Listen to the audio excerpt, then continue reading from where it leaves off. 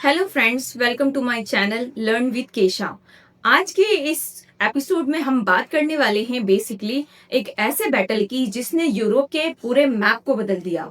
ऐसी कौन सी घटना हुई जिसने नेपोलियन को हार का सामना करना पड़ा और ऐसी कौन सा इंसिडेंट था जिसने पूरे यूरोप को चेंज कर दिया। जी हाँ, हम बात करने वाले हैं बैटल ऑफ वाटरलू का।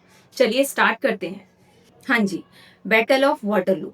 अगर हम बैटल ऑफ वाटरलू के बारे में बात करते हैं, जिसको हम वाटरलू का युद्ध कहते हैं, ये जो घटना है, ये एक ऐसी घटना है जो पूरे यूरोप को जिसने बदल के रख दिया, पूरे यूरोप के मैप को चेंज कर दिया। अगर हम बात करते हैं कि ये घटना कब घटित हुई, ये बहुत इंपॉर्टेंट है, यहाँ से आपके एग्जाम में क्वेश्चंस आते हैं।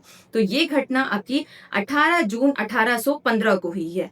और अगर दिन की बात करते हैं तो संडे को ये घटना आपकी घटित हुई है। ये इंसिडेंट यहाँ से क्वेश्चन आता है, तो इसे आप याद रखेंगे। अब हम बात करते हैं कि ये घटना किस एरिया में या फिर कहाँ पर हुई थी। तो ये घटना आपकी बेल्जियम की जो कैपिटल है ब्रुसेल्स, उससे 12 माइल दूर एक जगह है या एक कस्बा था वाटरलू। उसके नाम पर इस वॉर का नाम जो है बैटल ऑफ वाटरलू पड़ा है।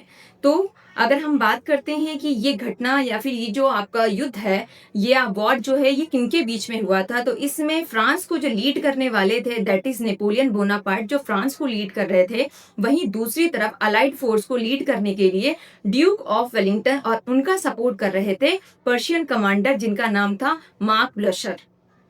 आर्मी की अगर बात करें तो नेपोलियन की आर्मी में एक तरफ 72,000 आर्मी मेंबर्स थे, जबकि दूसरी तरफ अगर हम बात करें ड्यूक ऑफ वेलिंगटन की, तो उनकी आर्मी में टोटल 68,000 सोल्जर्स थे। लेकिन अगर आप ध्यान से देखें और समझें तो नेपोलियन की आर्मी में 72,000 थे और यहाँ पर ड्यूक ऑफ वेलिंगटन की आर्मी में 68,000 थे।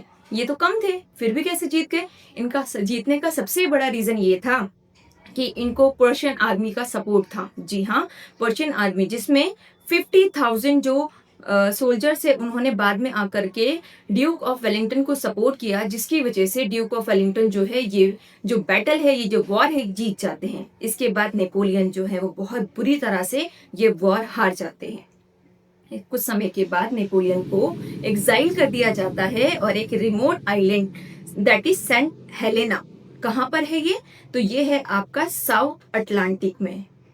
साउथ अटलांटिक में सेंट हेलेना नाम का एक रिमोट आइलैंड है, वहां पर इनको एग्जाइल कर दिया जाता है और एग्जाइल करने के बाद उनकी वहीं पर डेथ हो जाती है 1821 में, यानी 1821 में। और एग्जैक्ट डेट की बात करते हैं तो दैट इज 5 मई 1821।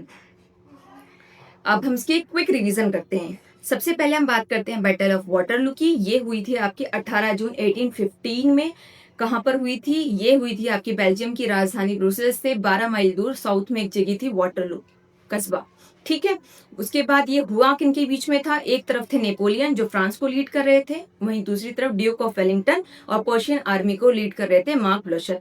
इन सब ने मिलकर के नेपोलियन को डिफीट किया था। फाइनली क्या हुआ था? आउटकम की बात करते हैं, नेपोलियन हार जाते हैं, उनको एक्साइल कर दिया जाता है और 1821 में उनकी डेथ हो जाती है। चलिए, अब आपके लिए क्वेश्चन है, आप मुझे इसका आंसर करेंगे। आपके लिए क्वेश्चन है कि what was the exact date of the battle of Waterloo. इसका आंसर आप मुझे कमेंट सेक्शन में बताएंगे। जब तक के लिए बाय बाय।